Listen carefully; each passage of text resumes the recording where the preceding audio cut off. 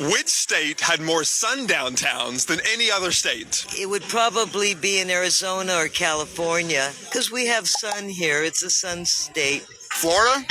Sundown towns. Are you familiar with I'm not quite familiar with what's that. Is that like Virginia. So that's where black people would work during the day? Why are they called black people when there's one race and that's the human race? Well, we could say African Americans. That still doesn't sound right. Texas? I'm going Missouri. Illinois. Correct, Illinois. We don't like Illinois, y'all. We don't like them. Illinois, get it together. I will not be going to Illinois anytime soon. Illinois is not where we usually imagine exclusion. It's not the Deep South, but yet we find expulsion and violence. So the real question is, what can Illinois tell us about the United States? Before we move on, it's important to understand where this history even came from. So James Loewen, he named hundreds of sundown towns in Illinois. Hundreds. He documented them town by town and policy by policy, warning by warning. In the center of Illinois, and it had a substantial black population, about 15-20%. I knew that. And it never occurred to me that all the little towns around Decatur, Monticello, Niantic, Dalton City, I'm sure these names mean a lot to you, I knew they were all white. It never occurred to me they were all white on purpose. I mean, I thought, I'd rather live in Decatur. It has motion picture theaters, you know, and grocery stores and things. And that's what black folks would rather do. I'll tell you about how my mind got changed in just a few minutes. Illinois, for example, had 671 towns and cities with more than 1,000 people in 1970, of which 475, 71%, were all white after census. Chapter 3 will prove that almost all of these 475 were sundown towns. There is reason to believe that more than half of all towns in Oregon, Indiana, Ohio, the Cumberlands, the Ozarks, and other diverse areas are also all white on purpose. Sundown suburbs are found from Darien, Connecticut to La Jolla, California, and are even more prevalent. Indeed, more suburbs began life as sundown towns. I have a star here because you're going to see this in my book. So, this was systemic, y'all. Infrastructure, if you will. Loewen's work is foundational. He proved these places existed. But I searched and y'all got into my comments and my inbox, and places kept coming up when our ancestors made up a large portion of the population. So I started asking, outside of Loewen's definition, what is a sundown town? So I widened the lens. When you widen the lens, you see the infrastructure, especially when expulsion wasn't possible like in the South. Segregation to keep our ancestors out, terror to enforce the segregation, violence when all else failed. It was used to force exclusion from the suburbs, from communities and towns and counties and spaces in between. Sundown towns aren't a one-off, like isolated little pockets. They're systems designed to control our ancestors, specifically after dark. Let's take a look at what created the sundown infrastructure. My name is Richard Rothstein. I'm the author of a book called The Color of Law that documents the unconstitutional way in which federal, state, and local governments have created the segregation of neighborhoods in this country that's turned us into an apartheid society. We have a national myth, a rationalization we tell ourselves that absolves ourselves from taking the necessary action to undo the segregation that our government has created.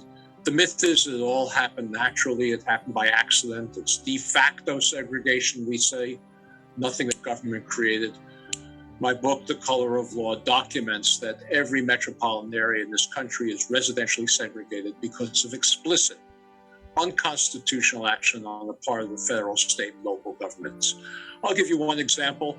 In the post-World War II period, the government embarked on a program to suburbanize the entire white population that was living in urban areas at the time, prohibit African Americans from following it.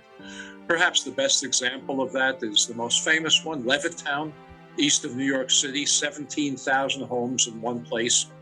The builder, William Levitt, could never have assembled the capital to build that project on his own. No bank would be crazy enough to lend him the money to do it. We weren't a suburban country at that time. The banks thought this was a nonsense idea, thinking people would want to move to a place like this. The only way that Levitt could get the capital to buy the land to build 17,000 homes was by going to the Federal Housing Administration and Veterans Administration, submitting his plans for the project, including a federally required commitment that he never sell a home to an African American. The federal government even required him to place a clause in the deed of every home prohibiting resale to African Americans or rental to African Americans. With that agreement, Levitt was able to go ahead and build the project on an all-white basis. The homes were inexpensive. They cost about $100,000 in today's money at the time. Any working-class family, returning war veteran, black or white, could have afforded to move to that development.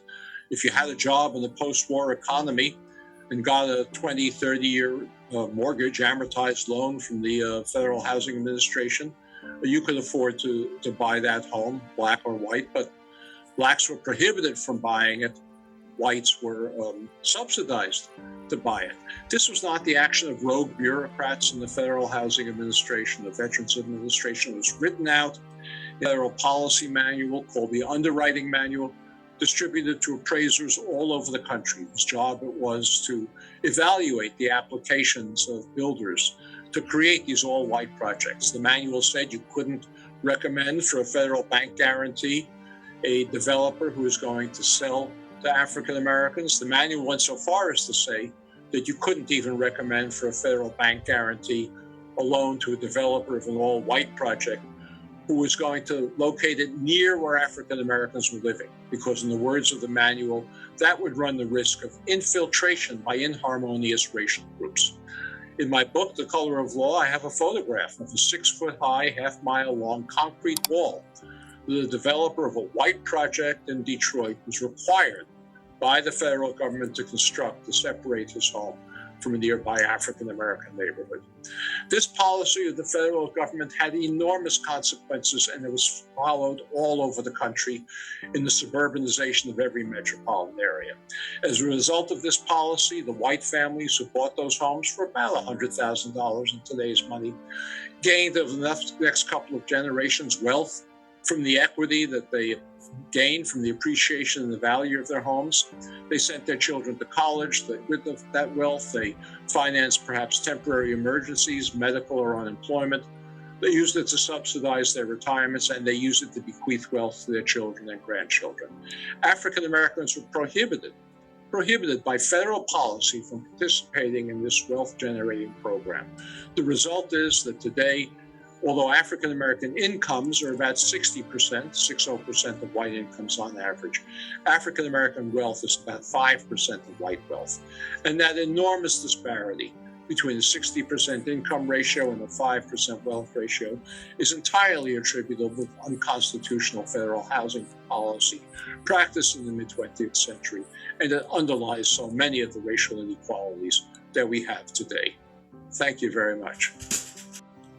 Here we can see segregation was on purpose. Housing segregation relied on zoning, policy, police enforcement, intimidation, violence, and terror. Where we could live across America was tightly controlled, and we better not be caught outside of those areas that we were allowed to be at night. The places were created this way on purpose. The systems built on exclusion evolved. Silence about our history for a very long time. In this country, we don't talk about slavery, we don't talk about lynching, we don't talk about segregation. We have a hard time talking about race, and it has burdened us. We don't think it's odd that we don't talk about this history.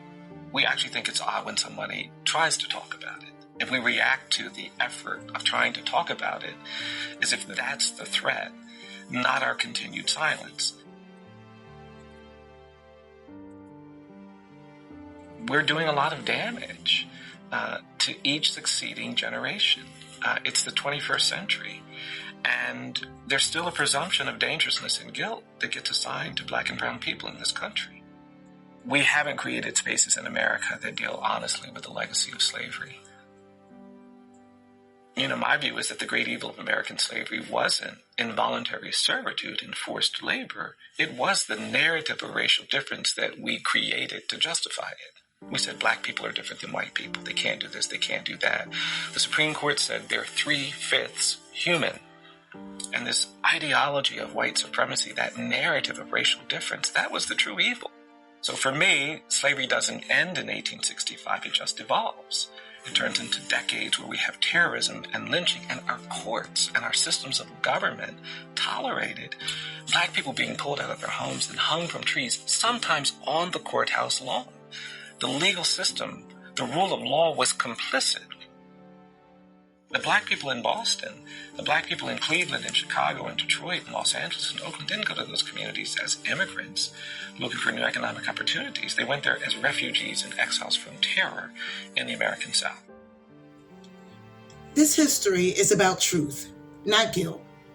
Y'all, we're talking about families being forced out and neighborhoods erased, opportunities being denied, and generational wealth being stolen. We collectively still live with the consequences. We're still living this history.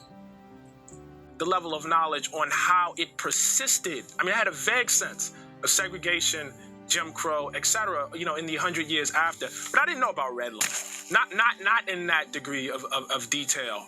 And I didn't know how this extraction, as I call it, of wealth from the African American community laundered through the state into the white community, through redlining, through the FHA loan program, through the GI Bill. I just didn't have knowledge of that. And once I saw that, it's like, wow, this is a persistent, a pattern of extraction that needs a really, really radical answer. At that point, reparations made total sense to me. Illinois was a window to a much bigger scene. Those 400 plus towns was just Illinois. James Loewen, in his book, he went in, and I highly recommend this book. If you're interested, this portion of his book is where my upcoming book picks up. But in our video series, next, we're going to go ahead and move on to Indiana. Because, like I said, James Loewen uncovered over 400 towns in Illinois. So, we're going to continue uncovering patterns and looking at the infrastructure in Indiana next. When you understand the system, you begin to understand what we see today. If you're ready to keep learning, stay with me. Share this with someone who thinks this history only happened somewhere else. The story isn't over. It's actually getting much clearer. Let's learn together.